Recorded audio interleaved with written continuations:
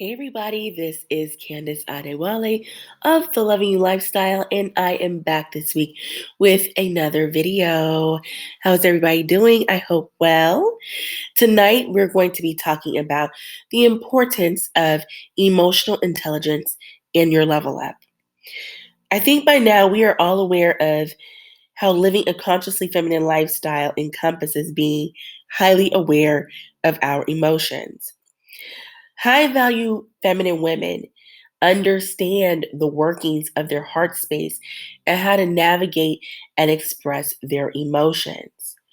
And as we are growing on our journey and going beyond the skin deep aspects of being feminine, let's discuss the ways we can build more emotional intelligence so that we can, one, connect with our heart space. Two, connect with others, that men, our coworkers, other women, our children, family members. Three, so that we can learn how to have emotional control or develop emotional control. Four, effectively flow between our dark and light feminine energy when needed. Five, so that we can be more creative. And six, so that we can enhance our ability to manifest our desires. Because, of course, emotions have a lot to do with manifestation. So, step one, you're going to need to have self awareness. Are you easily triggered? Do you know your emotional triggers? Are you reactionary? I see these things all the time with women who are just so easily triggered, emotionally triggered. They don't know their emotional triggers. They don't know how to handle things when they become emotionally triggered, and thus they show the telltale signs of being having low emotional IQ. So, are you aware of your moods as well as times of the month when you are more emotional? I'll tell you a little story. I noticed that my daughter was having a lot of mood swings, and it just seemed to come out of nowhere. I was just like, what is going on? Your behavior is completely irrational. Just the smallest things would set her off. And so what I started doing is I started noticing, I started marking on the calendar when she would have these behaviors. And I noticed that it was around the time of her menses that she was becoming more emotional. And what that did is by tracking that and marking it on the calendar each month ahead of time, I was able to adjust how I responded to her, and things we were able to work things out a lot better, and I was able to help her navigate that time a lot smoother because we were both aware. So, are you aware of your moods, any potential mood swings you might have, hormonal issues you might have, or triggers during the month when you're more prone to be emotional? Give yourself permission to sit with your feelings. I think that this is so important to do that because sometimes you will be triggered and not really understand what it is you are feeling, why it is that you're feeling what you're feeling, and you just need time to sit with those feelings and understand that it is okay not to immediately respond to every emotion that comes up. Important questions to ask yourself: how do I feel about this? Maybe this thing that was said, or this particular thing that happened, or a particular person. What exactly am I feeling? In order to identify that, you're going to need to build up your emotional vocabulary. And again, give yourself permission to feel. Accept difficult emotions and do not run from them. This is going to become self-aware.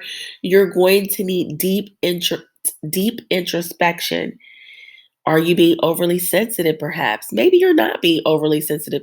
Perhaps you're completely valid in the way that you feel, but you still need to go through that process to get to that conclusion.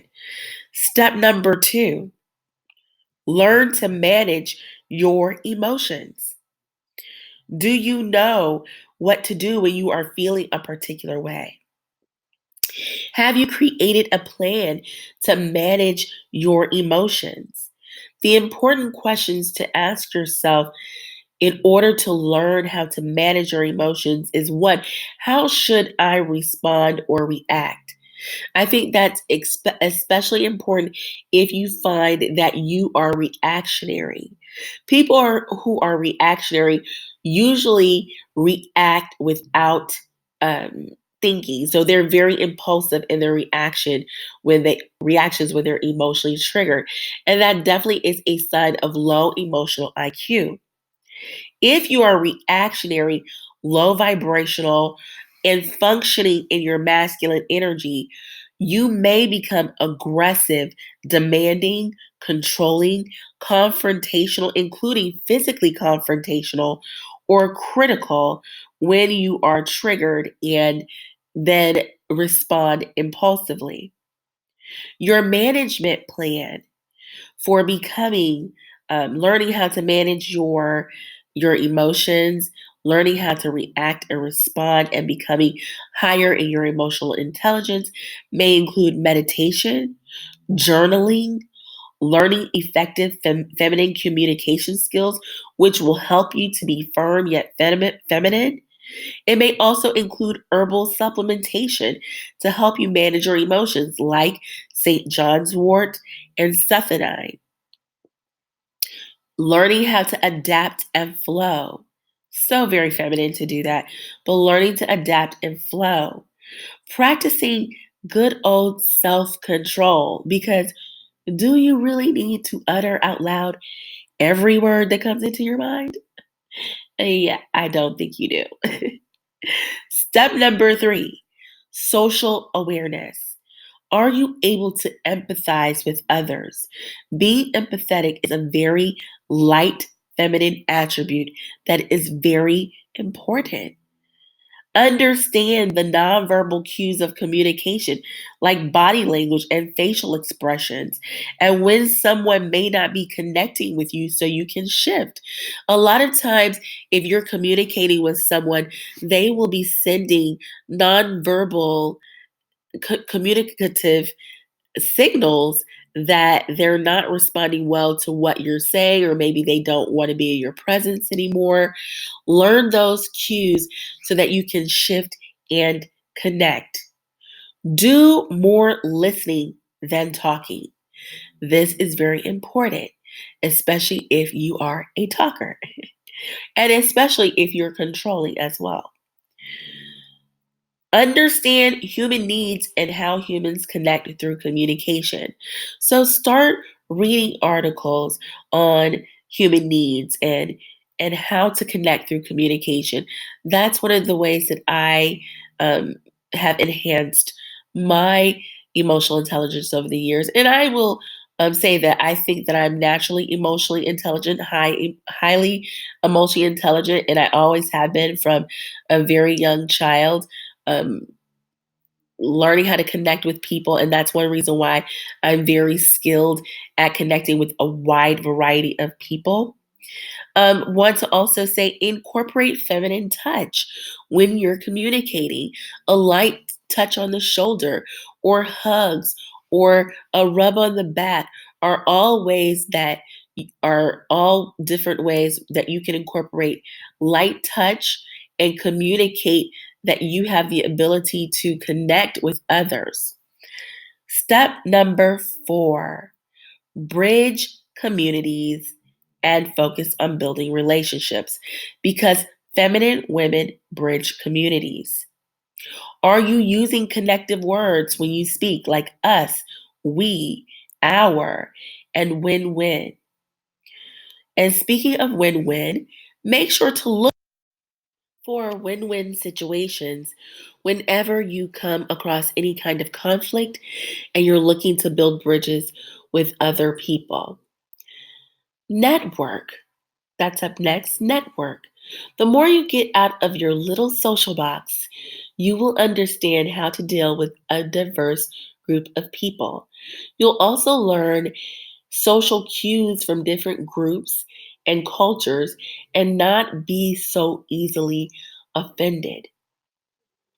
Learn to find common ground and focus on that. I find that people have a tendency to dwell on the differences and what's negative. And I think a lot of that stems from fear. And I was having a conversation with someone last night, and we were talking about fear, particularly as it relates to racism and racial bias. But aside from that particular topic, when you look at fear, fear is a trigger inside of us that is put there to help keep us alive.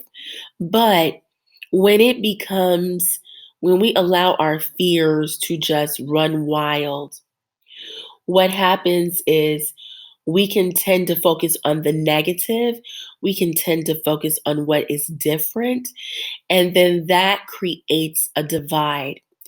But when you allow yourself to focus on common ground, focus on what you all have that is similar, whether that be cultural similarities or end goals or whatever the case may be, most of the time you will find that what is common, what is in common, or that common ground is much more plentiful and much easier to focus on in the long run. So make sure that you're focusing on that when you're looking at connecting with other communities, with other people, and building bridges. Influence. Learn how to use your femininity and the power of your feminine presence to influence others.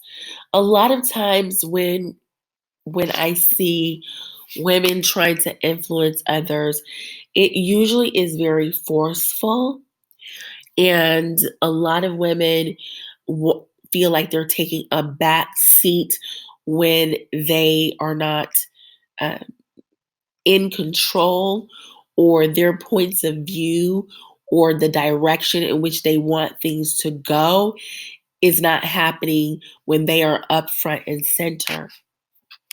And even if you are up front and center, you can still use the power of suggestion to influence. So, what I suggest you do is, just start researching the power of suggestion and learn how to magnify your feminine presence so that whenever you enter a room, just your presence alone provides a lot of power and energy behind it. And then when you learn how to craft your words just right, you can have that extra amount of influence that you need to see things go your way, to create win win situations, and to actually build up the relationships that you're seeking to build up. Lastly, is collaboration. Learning how to strategically reach out to other people to create alliances, to create strengths, to collectively uh, get everyone's strengths together and utilize them to go towards a particular goal, or elevating your group, or creating peace, or whatever it is that you're seeking to do. But collaboration is one of those wonderful tools in our feminine toolbox that we absolutely cannot forget to use.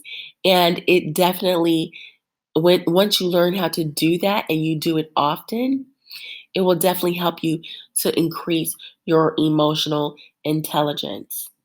I hope that the tips that I provided in this particular video help you to see that being a consciously feminine woman, consciously leveling up your life, reaches far beyond what I heard someone say yesterday, Kendall say yesterday, a press on womanhood. Because the level up, as you will hear me say time and time again, is not just about securing the bag. It's not just about your outer beauty. It's not about only marrying hypergamously, but it's about living a conscious lifestyle that can overall increase the beauty in every area of your life. And so emotional intelligence is extremely high on the list. And I hope that the tools that I and tips that I brought to you in this video are very helpful. I love to hear from you all in the comments. Please make sure to like and share this video and be sure to subscribe and hit that notification button. I want all of you again to take care. You all stay blissfully feminine. I will catch up with you all in the next video. Ciao.